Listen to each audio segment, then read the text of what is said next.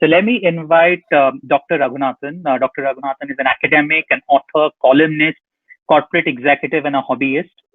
He's currently an adjunct professor at Schulich School of Business, York University, Toronto. He's a former professor of finance at IIM Ahmedabad. He's the former president of ING Vaishya Bank in Bangalore and the former CEO of GMR Varalakshmi Foundation.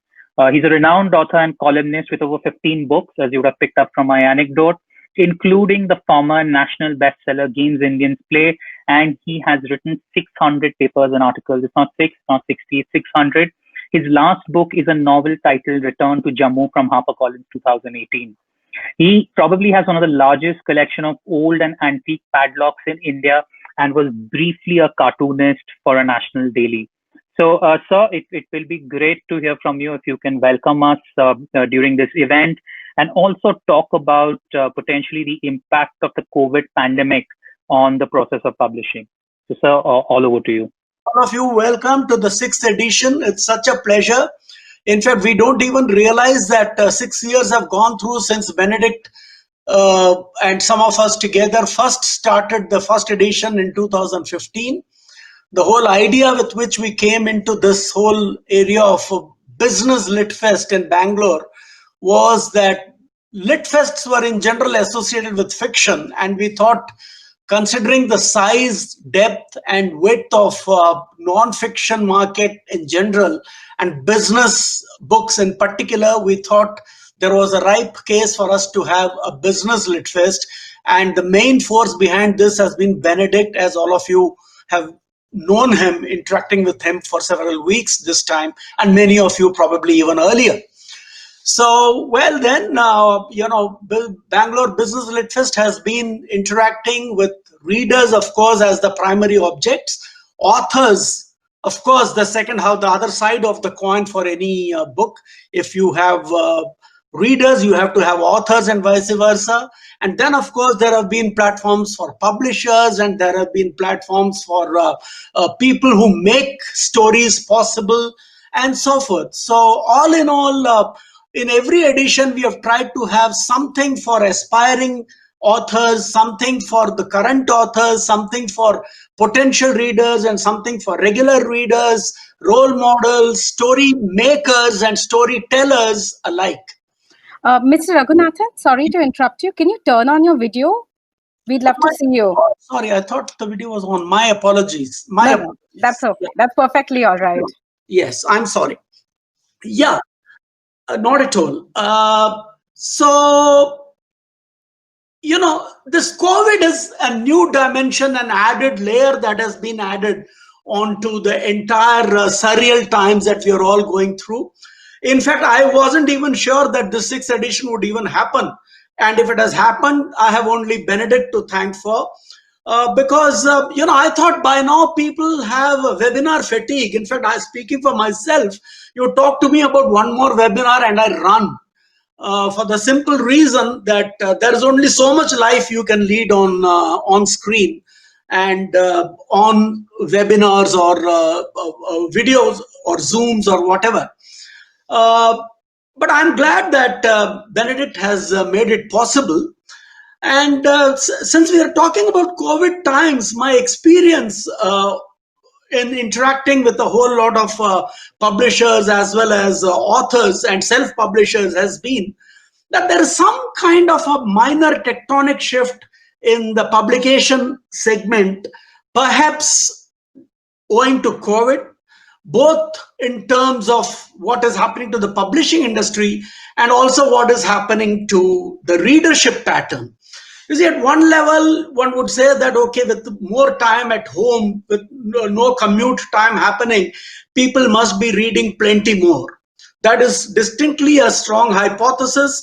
But then one can also turn around and say, well, people will also have a reading fatigue after the first 2 or 3 months. And even reading must have gone down, and maybe Netflix is what is really up and not reading so much. On the publisher side, on the other hand, when you talk to them, they say that, look, we really have no idea what is happening to the publication sector. There are very few flights happening, and therefore the sale on the airport bookshops is very limited. in any case, bookshops were not doing terribly well, and during COVID times, they have become further the sales have gone down further. And in that sense, the publishers do not seem to be very clear on what is happening in the marketplace. They don't know what is happening to the psyche of the readers. Do they want to read more motivational books or less motivational books, especially in our space where we talk about non-fiction and business books and so on. At a time when business is being difficult, at a time when there is in general a kind of a pessimism all around, what kind of books will really be brought into the market? Many of the well-known publishers seem to be holding back, probably only dealing with the inventory on hand rather than taking on more new books from unknown segments. So that is the other end of the problem. And there is another layer, which is in general true and probably even more so in the current market, which is publishing with a well-known publishing house is like getting an admission into an IIT or an IIM. For every one book that gets published, probably 100 manuscripts get rejected. If that's the case with the top publishers, publishing with a good name like a Penguin or a HarperCollins or any of the other big names is not an easy task anymore. Nor do we have a very good market of literary agents in India who usually create the first door for entry into the literary world for aspiring authors. So today, an aspiring author can only hope to send his sample manuscripts through the online acceptance gate, which most publishers provide online. But thereafter, they don't usually respond to you in anything less than 3 months. And by the end of 3 months, it's a very dedicated editor who remembers to respond back. And most first-time authors do not usually face a very promising interactive atmosphere coming with the large publishers. So one thing that has been happening, as many of us have seen, are the self-publishing houses have been coming up to the fore, the likes of Notion Press, like your own Amazon or Kindle Publishing and so forth. You see, at one level, it's a great democratization of publishing industry for the simple reason you write what you want, you publish when you want. And it's as simple as that, except that what you have written doesn't have an external stamp of some kind of an ISI mark, so to speak, of a Penguin or a HarperCollins or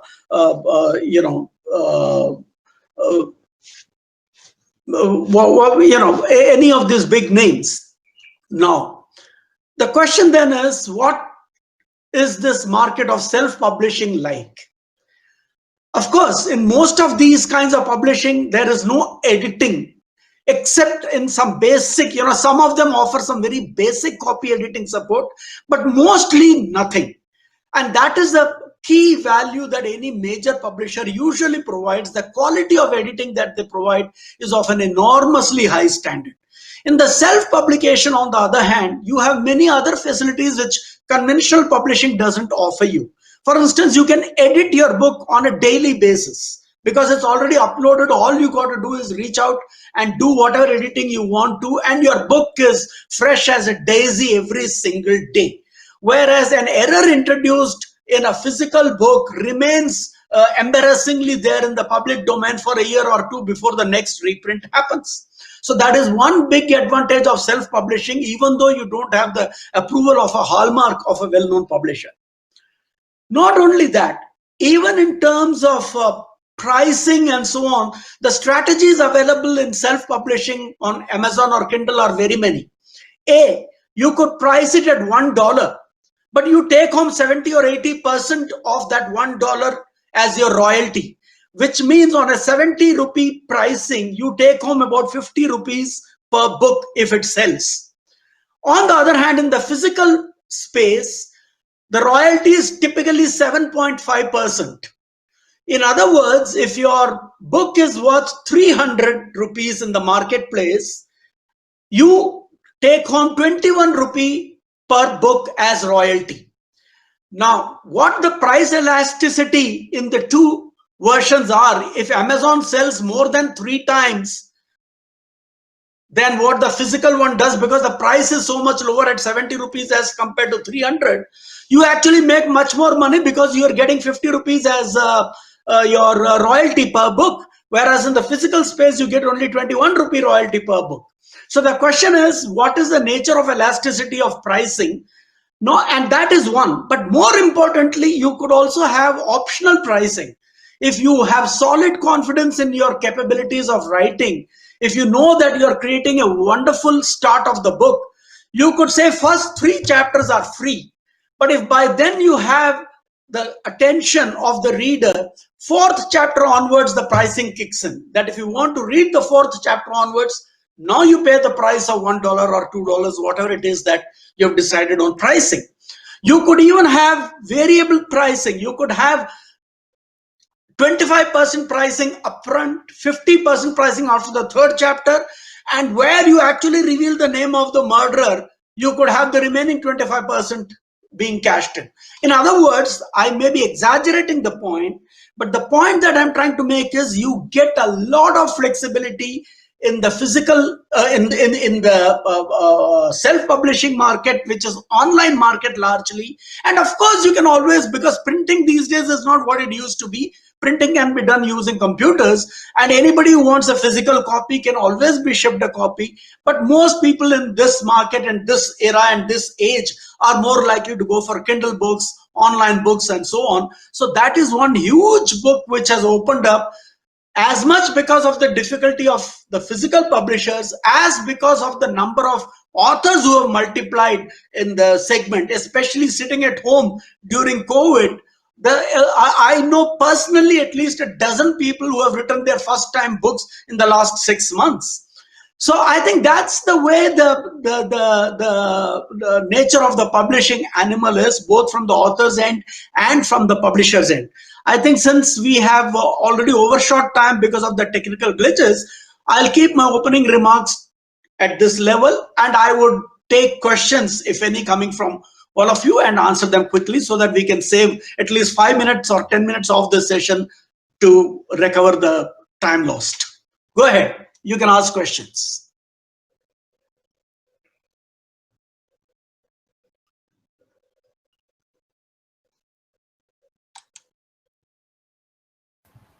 Sandeep, we are not able to hear you. I think there is some audio issue. Hi, no problem. So, Mr. Raghu, we have a question from Bharat Srinivas. Yeah.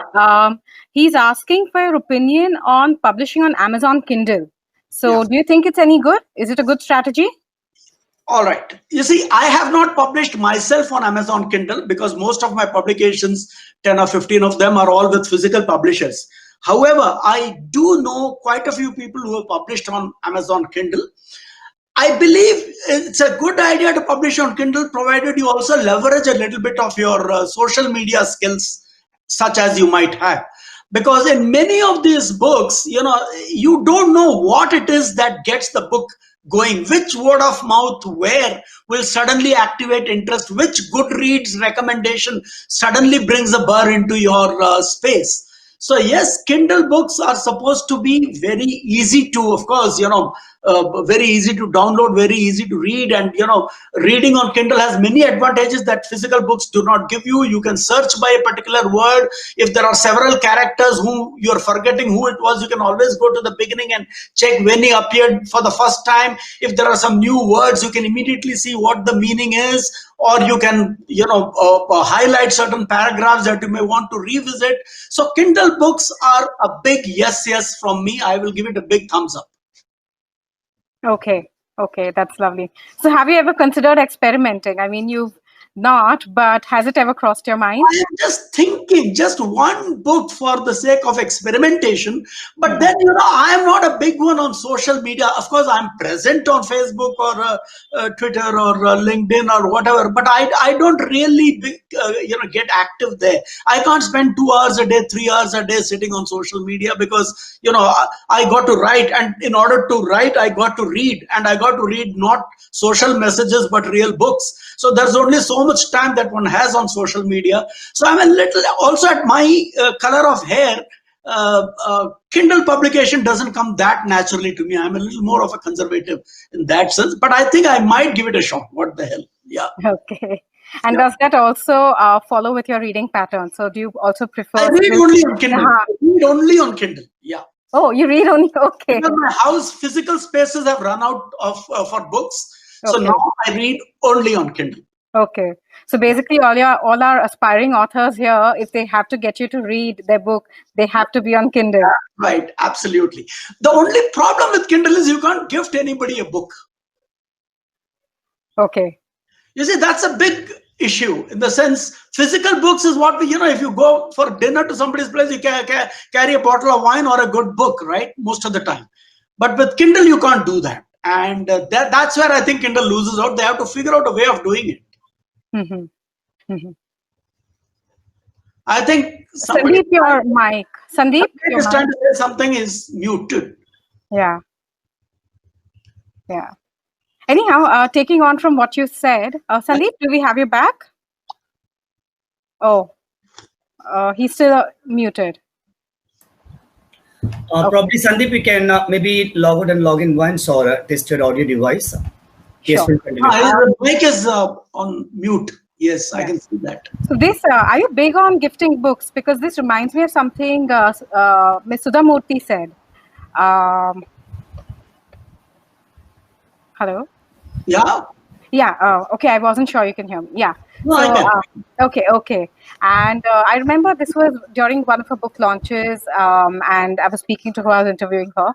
And she told me that, Pooja, even on Diwali, I don't gift people sweets and all of that. I only gift books because you don't know if someone has diabetes, you might not be able to, like, if you give them something, they won't like it. Correct. There are all kinds of issues with gifting. And she said, this is the safest thing. Knowledge never goes wrong. Correct. You see, unless Amazon, but the problem with, of course, see, physical books can even be shared by several people, all of which is not possible on Kindle. But then it also costs much lower. So there are a lot of advantages to reading on Kindle. And I would imagine that the Kindle is the future to go with. And even the conventional publishers need to look at online publishing a little more seriously. The problem is most of them are, though the average age of the teams is very young in the publishing industry, but people who call the shots are my age and not able to connect with e-publishing that easily, I suppose. I mean, that's my hypothesis here. Because I think they are not working sufficiently to bring the physical volumes drastically down and kicking the marketing more on the e-space. I don't see that happening in a big way. Got it. And in terms of, the kind of, 1 second, I think we have another question. Yeah. Okay. Yeah, anyhow. What I was saying is that in your journey of these years, so how has publishing changed even in that? I mean, one is the online medium, but besides just the medium, do you think the kind of,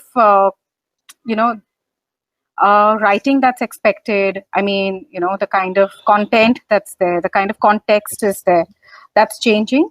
There's a certain different kind of style we're expecting out of certain things working more or less? Well, you see, I personally don't think I've seen any drastic changes with the big, old, conservative publishers. Okay. There are many new publishers who are out there in the market who are doing more experimental books and, which you can call as experimentation. But with the established houses, I have seen the experimentation to be limited. They all want a very concrete theme. They don't want to take risks with somewhat fuzzy kind of topics which you don't know which slot to put in. Slotting is almost so important in publishing industry because they think it will get badly shared. Like my Games Indians play used to be put in sports section, which in a way, where do you put it? I mean, is it India? Is it history? Is it country? Is it travel? Is it Games Indians play, which is about Indianness of the Indians, used to be in the sports section. So I can understand where they are coming from. But one important thing there, which was there and it remains there today is the ability to slot the book very categorically. If that area is a little fuzzy, it is more the newer publishers who are likely to experiment than the established publisher. Okay. And that, I think, is a definite statement I can make. Yeah.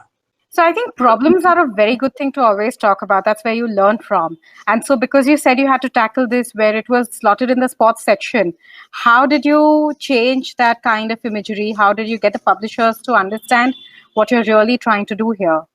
And I mean, it's been one of the most loved books of yours. So definitely you did something right out there. Well, yeah, but this is you see, world is one big random place. Okay. My first book, which was one of my more casually written books, was Games Indians Play, which till today, after almost 12 years, has still been the biggest seller. Okay. All my subsequent books, though under the banner of big publishers, have not touched the same level of popularity. So this has probably touched by today about 70,000. It used to be pirated on the footpath of the church gate for 20 rupees and so on. But after that, the maximum any of my book hit was 30,000, but the average has been 10,000, give or take. Now, this is also, I was lucky actually, because I came from an academic world with some kind of a standing as an academic who used to teach in IIM Ahmedabad and so on. So I would say I was uniquely lucky. But for a first-time author, otherwise, to crack into publishing space, especially which always bothers me, why India doesn't have literary agents. It is a virgin field, screaming entry by several players, and I think India has precisely 4 literary agents that I can probably think of. But otherwise, it's a virgin field. I would have thought that any ex-editor should be, who is well connected in the publishing world, should be entering into the market, which will then become, their endorsement to publishers will reduce the load on the publishing houses. They don't have to look at 200 books to publish one book. Then they need to look at only 15 books to publish one book, because the first filtering of 15 books out of 200 would be done by the literary agents. So I think the publishing houses have a reason to promote literary agency, but in India, everything is a short-term play, because anything like this is calls for a slightly longer-term orientation, and publishing industry with its thin margins does not seem to be ready for it. No, thank you. Thank you for that, sir. It's always a pleasure listening to you. And when you see the kind of numbers you talk of, the 70,000, 30,000, we can only dream of such numbers. So thank you, sir. And it was great listening. Bhagat, he'll tell you how petty these numbers are. So they always say a measure of a book success is when it is sold as a pirated copy and it is used for making vada pav in Mumbai. That is the real parameter of a book success, and I'm pretty sure, sir, you have a dozen books of yours which are being used to make vada pav. So, but thank you. Thank you very much. All the best. Have a wonderful rest of the sessions. Take care. And thank you for that. So, Pooja, all over to you to take the session forward. Thank you.